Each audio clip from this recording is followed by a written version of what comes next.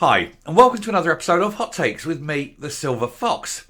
Now, the SNP Government of Scotland are up to their old tricks. They're deleting more information with regards to COVID. Only this time, it's different. It's not WhatsApps, it's actual documents. Real, proper, official records are now going missing. Do they really think that we're going to believe that this was accidental? Of course these things have to go. There may be information on them, which would end up putting some of them in jail. So, oh dear, oops, look, they've gone. Nobody knows where they've gone. Oh dear. Why are they being so shady about releasing policy documents? Why are they going around and removing actual policy documents from the records? It's almost as though they're ashamed of them. Let's take a look and see what is going on and see if anyone needs to start going to prison over this. Here goes. So, Scottish Government locked in another deletion row. This time over vanishing COVID policy documents, not WhatsApps, actual things. The Sunday Mail can reveal that key policies which outlined how COVID patients could be moved from hospitals to care homes has went missing from public view. Now, this, of course, was the big contentious issue. They were moving people out of hospitals, putting them in care homes without testing or without fully testing or without waiting for results, all sorts of different problems. And it is considered, and it's certainly a rumour, but it's a strongly held rumour, that this was done on a deliberate basis to help, let's just say, eradicate votes for unionism. In other words, we can get this into care homes, we can knock out all the old people who tend to be unionists, and it strengthens the political cause, allegedly. Now, this is a stress allegedly, but it is definitely what is believed to have happened. And, of course, they don't want anyone to know that this was actual policy, so they're removing these policy documents, as well as deleting every single WhatsApp and email that they can. Anyway, the Scottish Government was mired in another deletion row last night after it emerged key COVID documents had vanished. The Sunday Mail can reveal how the details of the early policy, which outlined their disastrous practice of sending infected patients from hospitals into care home, and I can say it was deliberate, it was part of the policy, so it was their deliberate policy of sending infected patients into care homes because they knew. That's undoubted. I can say that with quite safety. They decided that they would put these patients in. Anyway, that has been removed from public access. The directive was published in April 2020 by Health Protection Scotland at the height of the pandemic, when thousands of elderly patients died as the virus ripped through institutions. Weird that, isn't it? But we can reveal the original version of the guidance of step down for infection control precautions and discharging COVID-19 patients from hospital to residential settings, big title, has now disappeared from public view. A web link which previously held the document is blank, and neither the Scottish Government's official COVID-19 timeline or the National Records of Scotland archive appear to have a copy. How very, very weird is that? Links to an updated 1.2 version with a completely rewritten section suggesting patients would have needed to give 2 negative COVID tests before being moved into care homes has been retained. It comes after the scandal of deleted ministerial WhatsApp messages revealed by the Sunday Mail, which are wanted by the UK COVID public inquiry. Opposition politicians last night reacted with fury to our revelation, which could be crucial in helping public inquiries unravel the mystery behind who ordered the policy.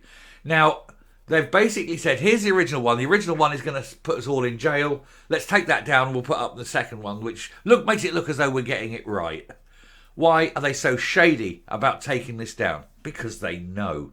Quick, erase it, obliterate it, rewrite history to make us look better.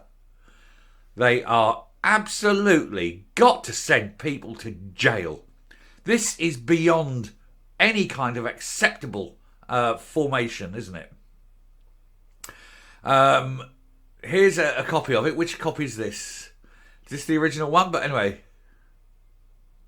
Yeah, this is the original one, so they do have a copy of it, but it's just not there. So somebody, I think, somehow has managed to get hold of it. But it says, discharge to a single occupancy room and care facility, including nursing homes and residential homes. This can be done when the patient's clinical status is appropriate for discharge, i.e. once assessed to have a stable or recovering respiratory function, and any ongoing care needs can be met by the care facility. A risk assessment of the discharge location should be made. But it doesn't say on this version whether there should be 2 negative tests. Which is what they changed it to. So what they're saying there is basically, once you're in a position where they're stable, throw them. Doesn't say COVID, test them. Doesn't say test them in any way. Just says, no, once they're stable, get them out and get them into a care facility. It was done and phrased in such a way as to deliberately exclude the fact that they needed testing. It's... If they know, which they had to have known, they must had to have known. They always said they were following the science, so they were asking the scientists. The scientists would have been consulted, and so they would have known.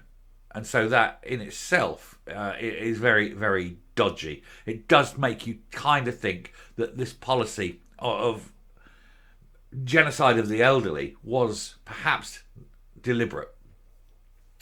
Campbell Duke, whose wife Anne died in a care home, and he has given evidence to the Scottish inquiry, said thousands of people died in care homes, and we need to get to the bottom of who devised these policies and why they thought it was a good idea. It would be totally unacceptable if every shred of relevant material wasn't being made available. People who lost loved ones are going through the difficult process of giving evidence and are being completely transparent. The least we can expect from government officials is that they do the same thing.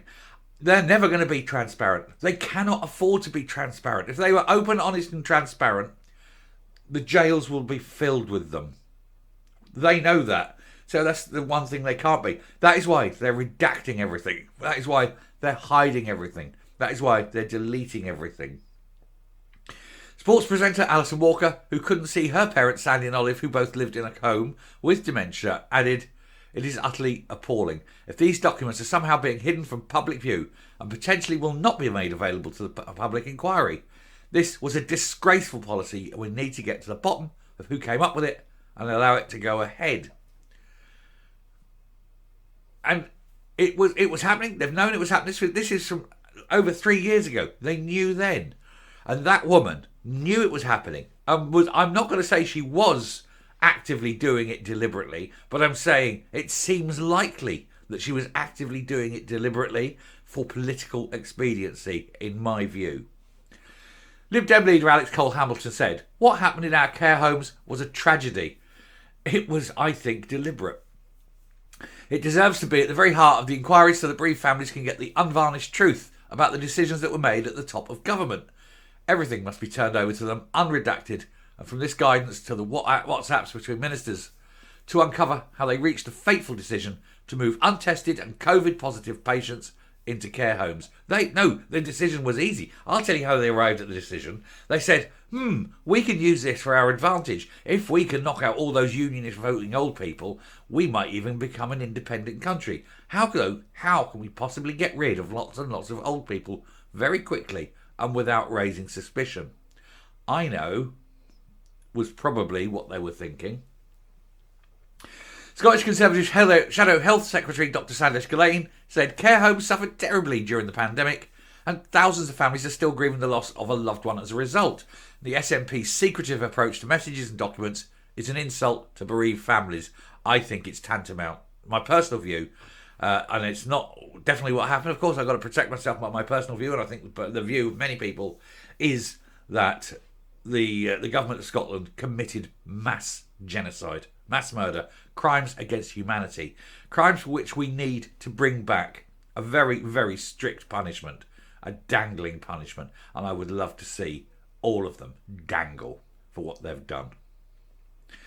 Anyway, it's unclear whether the document has been handed over to either the Scottish or UK public inquiries, which are expected to focus heavily on the controversial practice, which is thought to have allowed the virus to spread unchecked. In England, policy documents which reveal the process of sending infected patients to care home remain online, but with notes making clear that they were updated. The Sunday Mail first revealed the horrifying practice of moving untested infected patients from hospitals into care homes in April 2020. Staff at New Carron Court Care Home in Falkirk were told it introduced an emergency contingency plan in response to uncontrolled admissions of individuals highly likely to be carrying the virus. It's an appalling indictment of how bad these people were, and how a deliberate policy of genocide seems to have been invoked by the Scottish Government deliberately, and as I say, for political ends. And if it's the case, why are they hiding? I mean, if it's not the case, why are they hiding all these documents? And if it is the case, can we punish those concerned to a full extent of the law? Or even bring a new law in just for them? Anyway, I shall stop there and come up. It is not a surprise to anyone, I think, that the SNP would destroy these, would remove them from public view. They're rewriting history. They're rewriting history to such an extent that even what they're doing there as a separate thing is entirely illegal. They're removing public records. They're rewriting public records. They are hiding the truth. They're hiding evidence from inquiries. All of these things are illegal. And yet they're doing it and no one is questioning it because the whole justice system in Scotland is owned by the SNP. But surely even the justice system must see that the SNP's days are gone. And whoever comes in is going to order a full inquiry over how this inquiry was run. Heads will roll. It would be better for everyone concerned if they stopped pandering to the SNP, stopped protecting the SNP, and started revealing the truth. Because nobody's concerned about the little people if they can get the big people. So the little people need to start going, actually, this is what happened. Go to the press, go to the courts, go to the police, tell the truth. And eventually it will come out. One way or another it's going to come out. Better to be on the right side of history. Thank you very much for watching. I hope this has been enlightening. I hope, of course, you now are even angrier about what's going on with the SNP. Now, the very fact that they're trying to rewrite history to make themselves look less like, genocidal maniacs, I suppose, would be a good description. Anyway, till next time, stay safe, stay well, and I shall speak to you later. Bye.